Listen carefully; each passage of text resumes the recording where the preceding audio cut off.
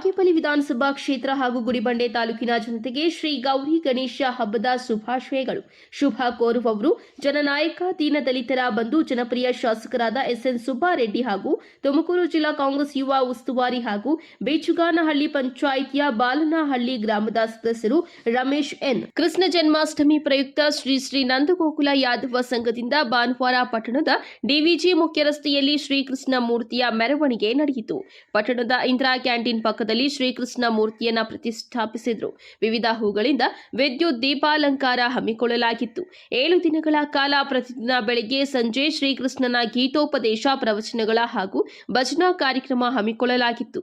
ಪಟ್ಟಣ ತಾಲೂಕು ಗ್ರಾಮಗಳಿಂದ ಹಾಗೂ ನೆರೆಯ ಆಂಧ್ರ ಪ್ರದೇಶದ ಗೋರಂಟ್ಲ, ಧರ್ಮಾವರಂ ಸೇರಿದಂತೆ ವಿವಿಧ ಕಡೆಗಳಿಂದ ನೂರಾರು ಭಕ್ತರು ಪೂಜಾ ಕೈಂಕರ್ಯಗಳಲ್ಲಿ ಭಾಗವಹಿಸಿದ್ರು. ಪಟ್ಟಣದ ಡಿವಿಜಿ ಮುಖ್ಯ ರಸ್ತೆಯಲ್ಲಿ ಶ್ರೀಕೃಷ್ಣ ಮೂರ್ತಿಯನ್ನ ಭಕ್ತರು ಹೆಗಲ ಮೇಲೆ ಹೊತ್ತು ಮೆರವಣಿಗೆ ಮಾಡಿದ್ದಾರೆ. ಆಂಧ್ರ ಪ್ರದೇಶದ ಬ್ಯಾಂಡ್ ಸೆಟ್ನ ಬಾರಿಸುವ ಮೂಲಕ ಗಮನ ಸೆಳೆದರು.